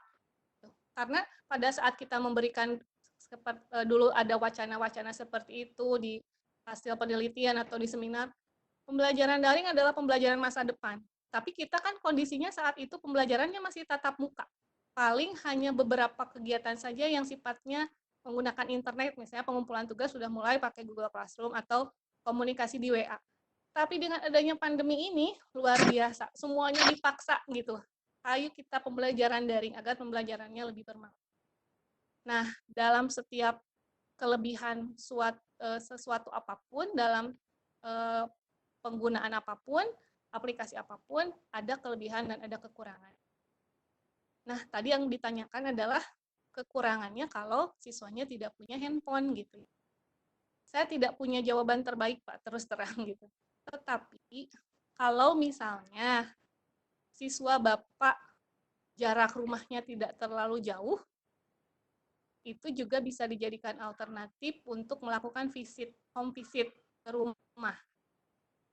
Sebagai salah satu alternatif asesmennya.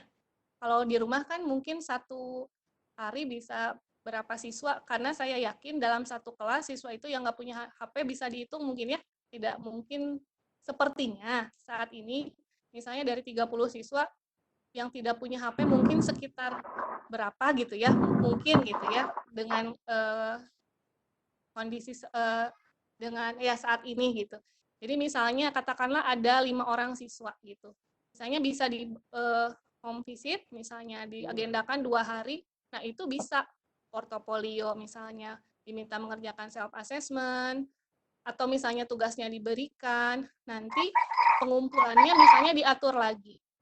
Atau kalau yang saya saksikan sendiri di daerah rumah saya, karena rumah saya itu di kampung ya Bapak dan Ibu. Jadi banyak siswa yang ada sekolah yang siswanya juga terhambat dari segi penggunaan HP-nya. Jadi ada inovasi, kalau menurut saya ini inovasi juga, walaupun sederhana, petugas sekolah itu mengirimkan tugasnya ke rumah-rumah siswa. Nanti ada waktu tugas-tugas itu diambil lagi untuk diperiksa oleh guru.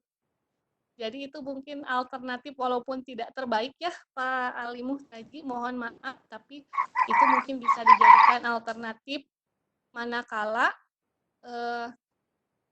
siswa tidak memiliki HP untuk fasilitas dalam penggunaan asesmen e-portofolio ini. Atur nuhun. Ya, terima kasih Bu. Itu Pak Ali penjelasan dari Bu Kristiana terkait pertanyaan yang disampaikan oleh Pak Ali Muhtaji.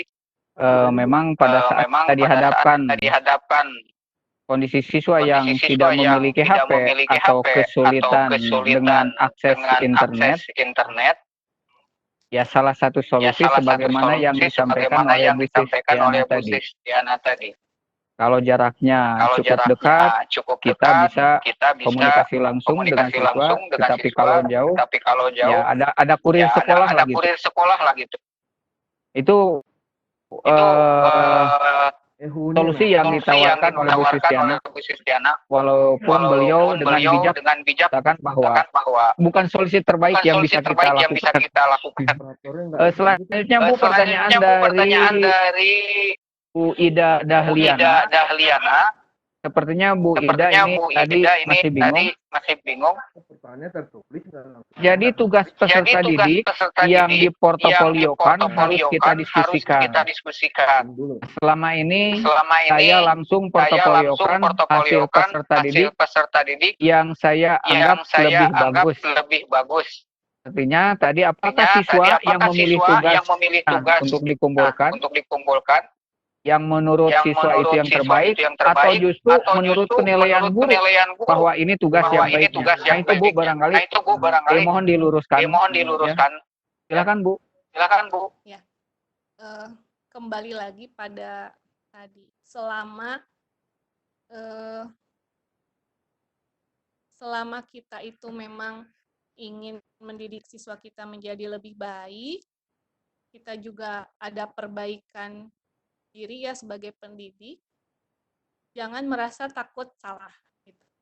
Tadi Ibu Ida mungkin sudah melakukan penilaian portofolio ini, cara Ibu adalah sudah menilai dan Ibu memilih itu sebagai hasil karya terbaik siswa. Tidak ada yang salah Ibu dengan hal tersebut gitu ya. Jadi misalnya kalau menurut saya ini tugas siswa yang terbaik karena saya yakin penilaian guru pun objektif. Jadi penilaian guru pun saya yakin objektif sesuai dengan kinerja yang ditampilkan. Tetapi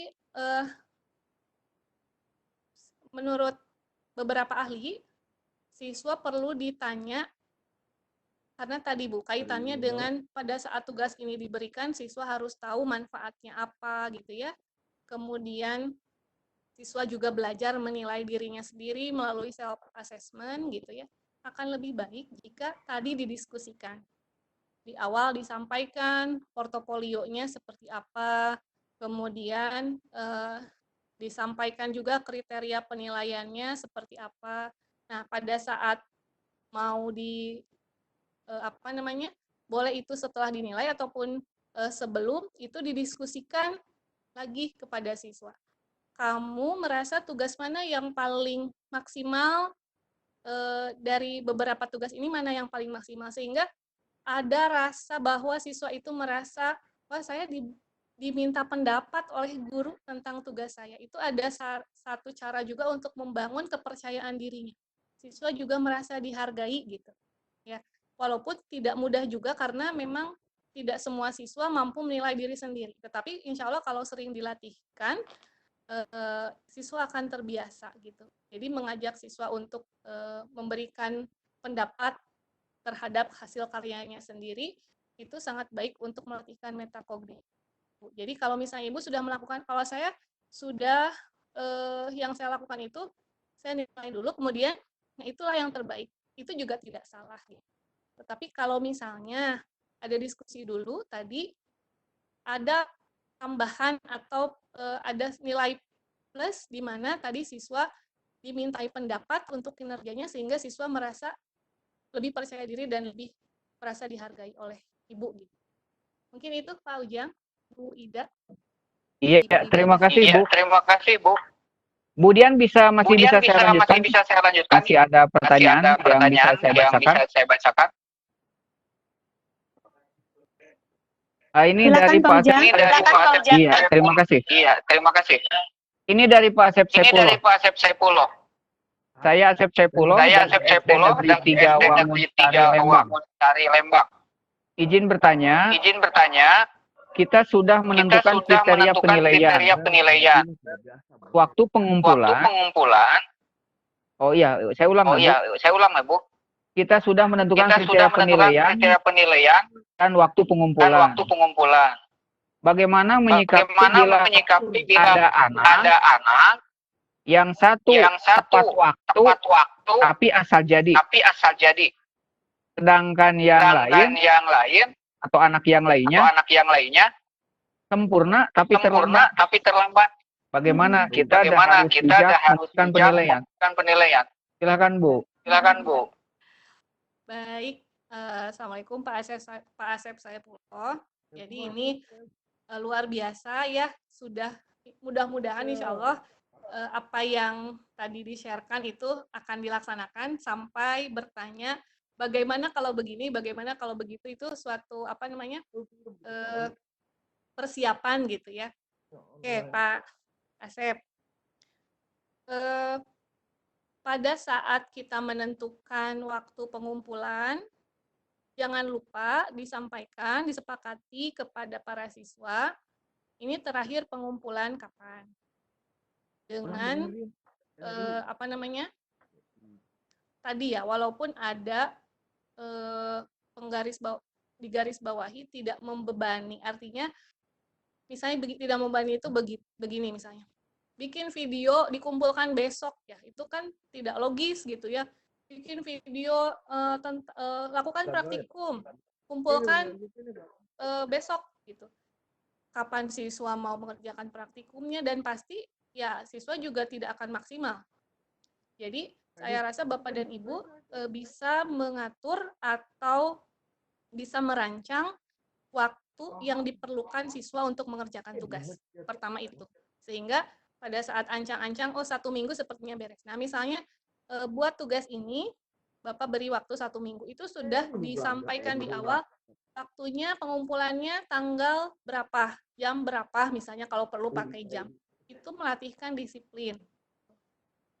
Kemudian, kalau misalnya sudah disampaikan seperti itu, yang saya sudah rasakan, mahasiswa, mungkin saya mengajarnya mahasiswa ya, tapi mungkin siswa juga, kalau tadi siswanya sudah merasa bahwa itu adalah kewajibannya, itu insya Allah akan mengumpulkan tepat waktu.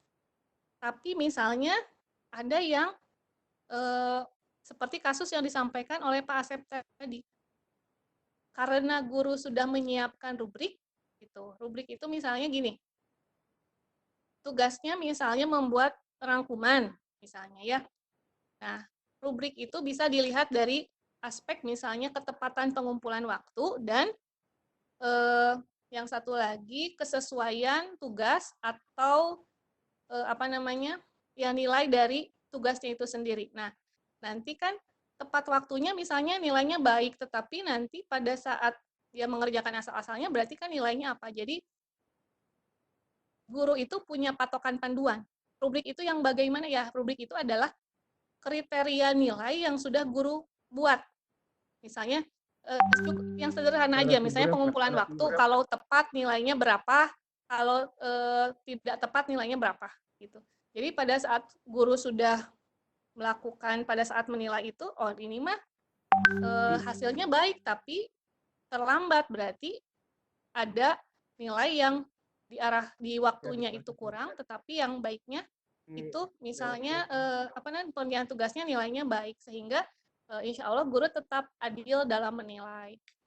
Mungkin kurang lebih itu Pak Asep, Pak Ujang jawabannya. Ya, terima kasih Bu. Begitu Pak Asep penjelasan dari Bu Kristiana. Jadi sebelumnya pastinya kita membuat rubrik penilaian. Di mana dalam rubrik itu bisa dicantumkan ketepatan mengumpulkan tugas. Nah, kalau tepat waktu, nilainya mungkin optimal. Misalnya telat berapa jam, kalau hari berapa hari, satu hari nilainya. Nah, selain dari ketepatan waktu, nanti dari sisi isi tugasnya gitu. Mungkin untuk siswa yang tepat waktu asal jadi dari sisi tepat waktunya mungkin nilainya bagus. Tapi dari isi tugasnya mungkin kurang. Ya, kita persiapkan rubriknya sebagaimana yang disampaikan oleh Bu Setiatan tadi. Ya. Selanjutnya dari Pak Heriadi, Bu. Menurut pendapat Ibu, apa efek negatif dari pembelajaran daring? Dan apa nilai filosofis dari daring ini? Nah itu Bu, silakan.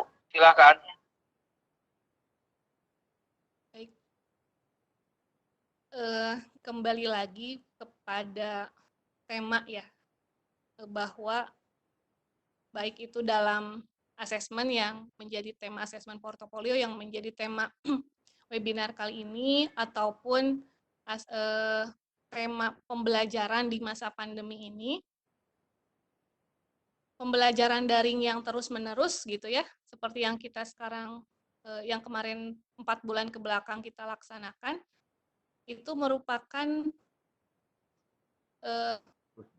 artinya kita tidak diberikan keleluasaan untuk memilih, karena kondisinya harus belajar di rumah, jadi ya memanfaatkan pembelajaran daring gitu.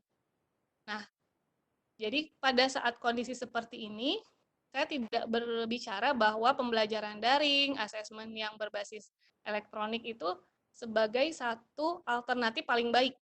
Saya tidak berbicara seperti itu. Tetapi kondisi kita yang mengharuskan kita mencari alternatif-alternatif yang dapat dilakukan agar pembelajaran tetap bisa berjalan, agar asesmen bisa dilakukan. Nah, kurang lebih ini alternatifnya. Walaupun tadi diberi pertimbangan kelebihan dan kekurangannya. Tidak ada yang 100% baik lah gitu ya. Nah, bagaimana kalau misalnya yang terbaik itu seperti apa? Yang terbaik ya pasti semuanya ada kelebihan dan kekurangannya gitu. Kalau misalnya tadi ada kelebihan dalam pembelajaran daring, terus ada kelemahannya, begitupun dengan misalnya kalau terkait dengan e-portfolio, kalau langsung kan tradisional tadi memerlukan ruang yang banyak dan lain sebagainya. Jadi mungkin menurut pemahaman saya, yang pertama dulu untuk efek negatif pembelajaran daring, ya pertama tadi guru sulit mengontrol aktivitas siswa menggunakan smartphone-nya. Dan ini memang perlu kerjasama dan komunikasi dengan orang tua, sehingga siswa itu tidak betul terkontrol gitu untuk mengakses apa saja yang harus mereka bisa akses. Jadi efek negatifnya sebetulnya ya cukup lumayan ya, kalau misalnya mengaksesnya misalnya hal-hal yang negatif gitu ya, dan guru saya rasa agak sulit mengontrolnya. Tapi jangan lupa selalu diselipkan nilai-nilai pemahaman bahwa kita tidak boleh melihat yang tidak boleh dilihat gitu ya, itu pada siswa harus selalu diingatkan gitu. Kita harus jaga pandangan dan lain sebagainya. Jadi efek negatifnya Pak Heriadi tadi, karena sulit mengontrol aktivitas sehingga ya ada kemungkinan gitu ya untuk mengakses hal-hal yang tidak diinginkan gitu. Kemudian tadi yang kedua, kalau dilaksanakan terlalu kapasitasnya terlalu tinggi pembelajaran ini, tadi menurun kemampuan berkomunikasi atau kemampuan secara sosialnya karena terbatas gitu. Kemudian, nah makna filosofisnya ya memang melatih kemampuan belajar mandiri siswa gitu. Dan kalau saya ingin memberikan pendapat apa yang terbaik, ya kalau misalnya nanti sudah berjalan normal itu bisa dikombinasikan yang disebut dengan blended learning gitu, dengan kapasitas yang diseimbangkan dengan karakter dari pembelajaran. Misalnya kalau praktikum saya rasa yang lebih baik adalah di lab gitu, bukan di rumah gitu, karena guru bisa langsung melihat kinerja siswa gitu. Jadi mungkin itu Pak Heriadi jawabannya dari saya. Ya, terima kasih Bu Pak Heriadi. Pesan dari Ibu Sistiana. Setiap apapun yang kita lakukan kan ada kebaikan, ada kelemahannya. Tinggal kita yang lebih mau kita ambil. Tentunya kita berharap bahwa apa yang kita lakukan itu yang terbaik, ya demi melayani anak didik kita. Kemudian rasanya dari kolom chat pertanyaan udah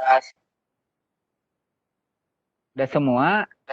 Cuma ini ada request pantun nih buat seluruh peserta. Ya, saya bacakan saja. Gadis cantik dari Sulawesi. Jauh berarti ya. Wisata ke Bandung membeli kupat. Webinar IG 8 sesi. 2 lagi, yuk kita ikuti dengan semangat. Nah, itu buat seluruh peserta yang selama ini mengikuti webinar dengan luar biasa dan penuh semangat. Selanjutnya Budian, barangkali ada yang raise hand menyampaikan pertanyaan. Masih ada waktu, lumayan 10 menit lagi kurang lebih. Mangga Budian, kami serahkan ke Budian kembali. Oke, saya coba buka ya. Bulina Yuanita. Bulina Yuanita, disilakan. Halo, Bulina. Halo, Bulina. Suara saya jelas, Pak Ujang? Jelas. Oke. Bulina, mic-nya sudah saya buka, silakan. Mau bertanyakan? Halo? Halo, tidak ada. Oke, yang selanjutnya, yang raise hand. Pak Sukardi. Pak Sukardi, silakan Pak Sukardi. Halo Pak Sukardi. Assalamualaikum. Waalaikumsalam. Silakan Pak Sukardi, langsung saja. Suara saya kedengaran, Bu? Kedengaran. Alhamdulillah. Sukardi dari SMP Palembang. Ingin bertanya tentang portofolio ini. Mohon pencerahannya ke narasumber. Mana yang lebih utamakan? Siswa yang mengumpulkan dengan lengkap atau siswa step by step mengumpulkan lalu menilai kemampuan sendiri bahwa di track pertama dilanjutkan ke track kedua dan selanjutnya mengukur kemampuan diri sehingga dia belajar dari portofolionya sendiri. Begitu, Bu. Mana yang lebih dimaknai portofolio yang sebenarnya? Begitu, Bu. Terima kasih. Assalamualaikum warahmatullahi wabarakatuh. Waalaikumsalam. Pak Sukardi, salam kenal dari saya. Kalau saya boleh bertanya kepada Bapak, kira-kira dari 2 siswa yang pertama mengumpulkan tugasnya sekaligus, yang kedua berproses sehingga dia tahu progres kerjanya, kira-kira menurut Bapak yang mana yang utamakan atau yang lebih baik gitu ya Pak ya?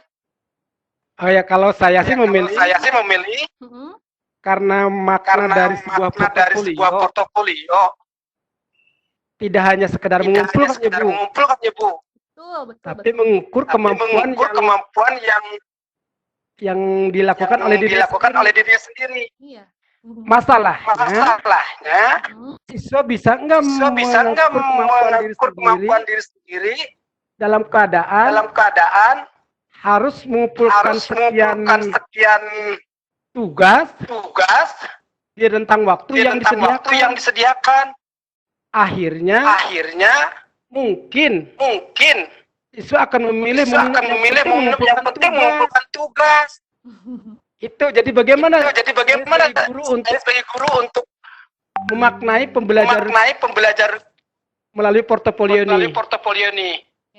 Terima kasih Bu. Iya, hatur nuhun Pak. Saya sependapat dengan Pak Sukardi bahwa siswa yang mengumpulkan tugasnya secara bertahap itu akan lebih bermakna khususnya untuk siswa itu sendiri. Jadi siswa tidak mengumpulkannya di akhir tagihannya gitu, tapi secara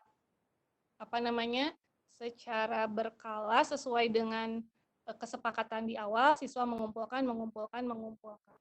Memang Pak, yang terjadi tidak hanya di tingkat sekolah menengah ya, di perguruan tinggi juga sama. Jadi siswa itu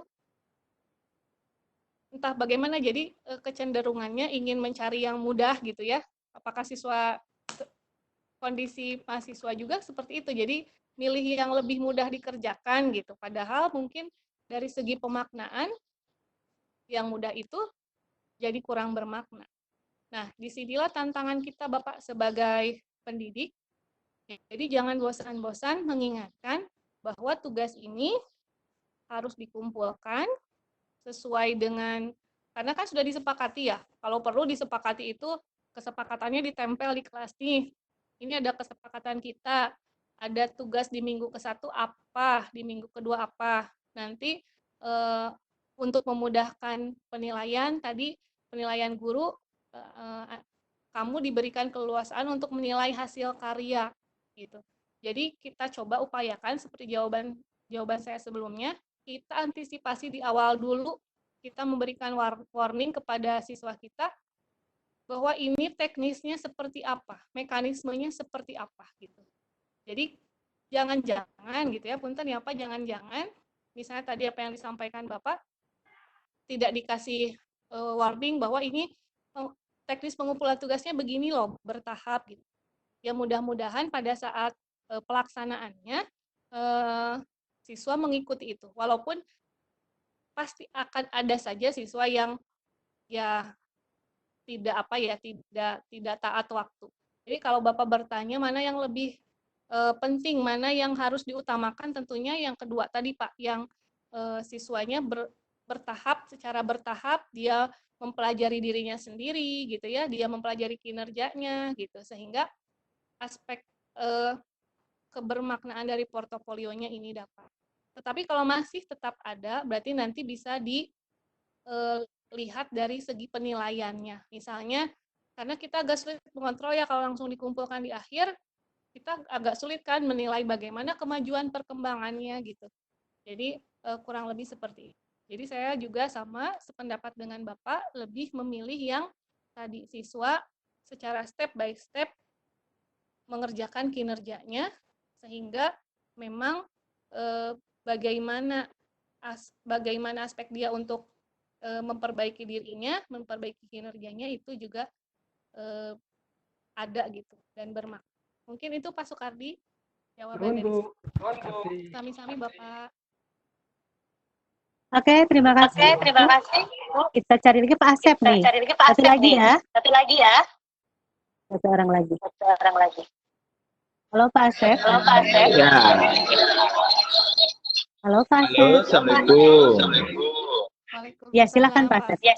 Ya, menarik sekali ya mengenai penggunaan WA ataupun di mana sudah populer di tengah-tengah kita lah untuk beberapa kalangan di masyarakat motif safari.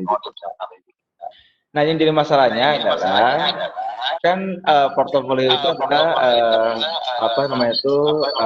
bukti-bukti dari pekerjaan atau karya siswa itu sendiri. Di mana kita bisa mengukur kemampuan siswa selama mengerjakan tugas yang akan dijadikan penilaian atas pencapaian hasil kerja. Nah, masalahnya adalah ketika kita tidak melihat secara langsung bagaimana proses dari pengerjaan itu, tugas tersebut, bisa jadi anak dia mencari tahu melalui apa yang bisa mereka jadikan sumber. Nah, terus mereka dapatkan itu dan mungkin saja 100% mereka jika. Atau mereka bertanya kepada orang yang lebih dewasa atau orang yang lebih tahu daripada mereka.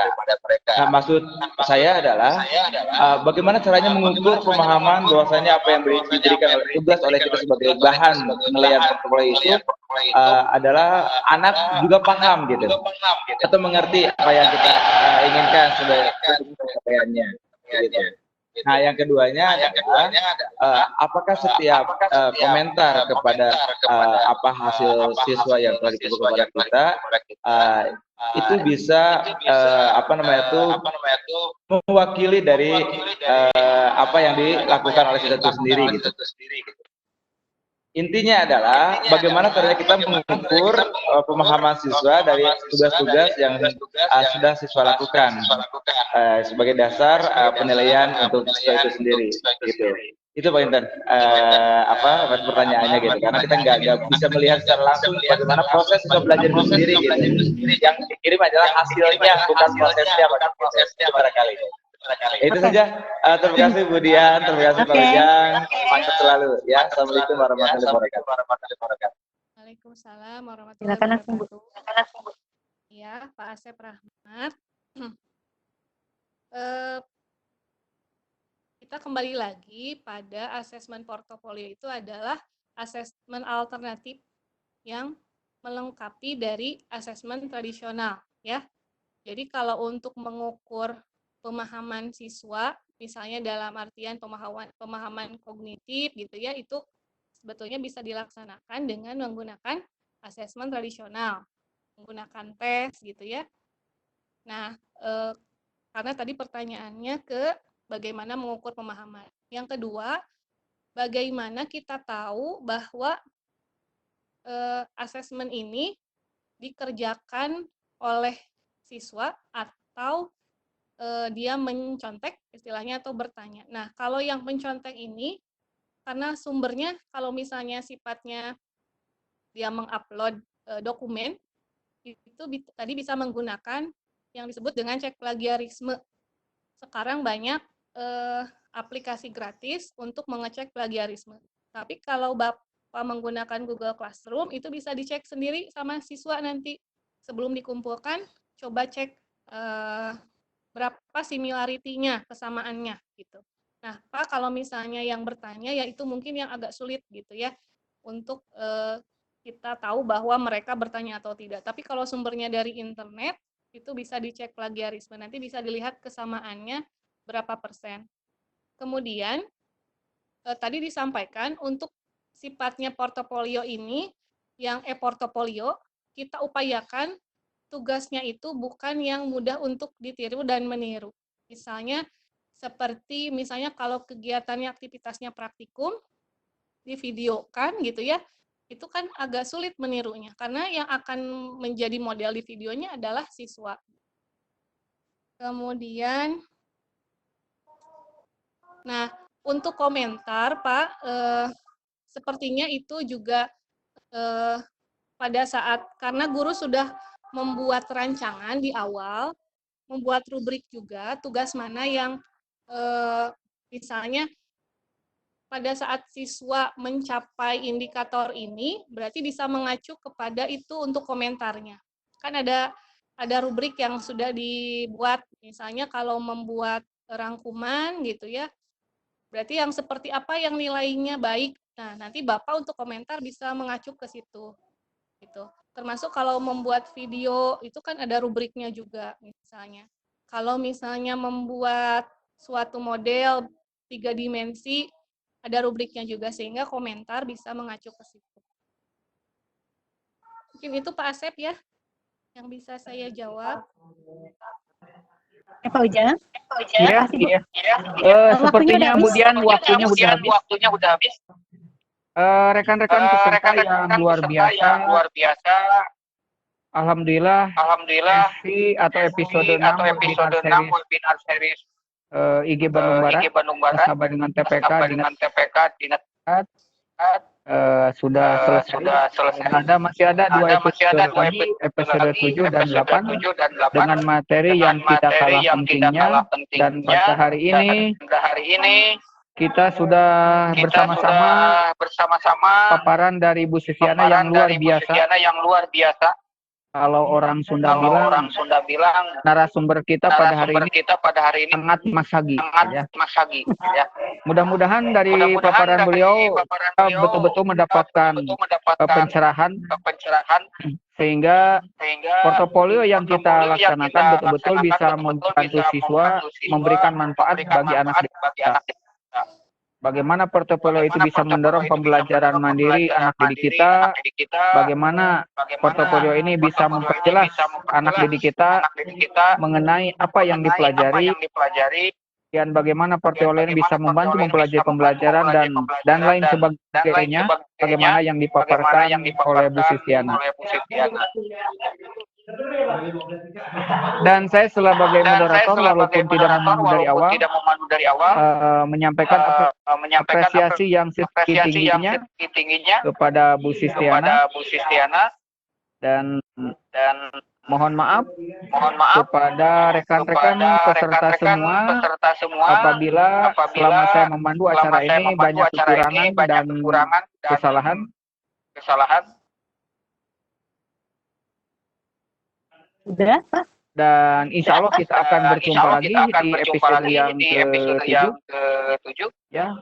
Dan sesi ini mari kita tutup dengan bacakan hamdalah. Alhamdulillahirabbil alamin. Dan selanjutnya saya serahkan kembali ke Bu Dian Diana. Assalamualaikum warahmatullahi wabarakatuh. Terima kasih. Iya, Bu Sufiana luar biasa. Terima kasih sekali Pak Ujang juga sebagai moderator. Terima kasih. Alhamdulillah Bapak Ibu, sesi yang ke-6 sudah berjalan. Besok akan ada lagi sesi berikutnya yaitu tentang RPP adaptif, dan berikutnya lagi tentang aplikasi Edpuzzle macam LMS gitu ya. Oke Bapak Ibu, ingat untuk sesi besok jadi harus hadir karena ini penentuan untuk berikutnya. Bapak Ibu terima kasih atas kehadirannya, sehat selalu, bahagia selalu, tetap berjuang untuk pendidikan di Indonesia. Sampai di sini saja acaranya, kita akhiri dengan wabillahi taufiq wal hidayah. Assalamualaikum warahmatullahi wabarakatuh. Waalaikumsalam. Ya Bu Diana, dihentikan rekaman Webex-nya Bu. Rekaman Webex-nya di stop. Oke, udah Pak. Ya, oke, thank you.